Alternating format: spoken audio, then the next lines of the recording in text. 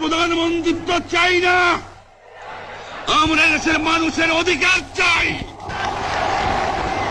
আর যদি একটা গুলি চলে, আর যদি আমার লোকের উপর হত্যা করা হয়, তোমাদের উপর কাছে আমার অনুরোধ রইল, প্রত্যেক ঘরে ঘরে দুর্গ গড়ে তোলো।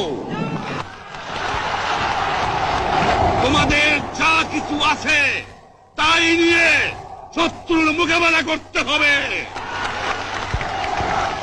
এবং জীবনের তরে রাস্তাঘাট যা যা আছে সবকিছু আমি যদি হুকুম দেবার নাও পারি, তোমরা বন্ধ করে দেবে। প্রত্যেক গ্রামে, প্রত্যেক মহল্লায়, প্রত্যেক ইউনিয়নে, প্রত্যেক সাব ডিভিশনে আওয়ামী লীগের নেতৃত্বে সংগ্রাম পরিষদ গড়ে তোলো, এবং তোমাদের যা কিছু আছে তাই নিয়ে প্রস্তুত থাকো।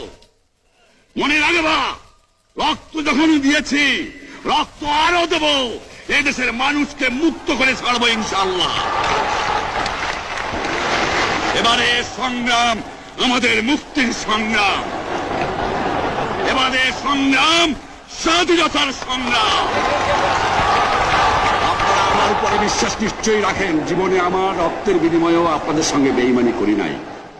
প্রধানমন্ত্রিত্ব দিয়ে আমাকে নিতে পারে নাই, ফাঁসি কাস্টে আসামি দিয়ে আমাকে নিতে পারে নাই। যে রক্ত দিয়ে আপনারা আমার একদিন জেলের থেকে বার করে নিয়ে এসেছিলেন, এই রেসকোর্স ময়দানে আমি বলেছিলাম আমার রক্ত দিয়ে আমি রক্তের ঋণ শোধ করবো, মনে আছে? আমি রক্ত তোমার জন্য প্রস্তুত। আমাদের মিটিং এইখানেই শেষ।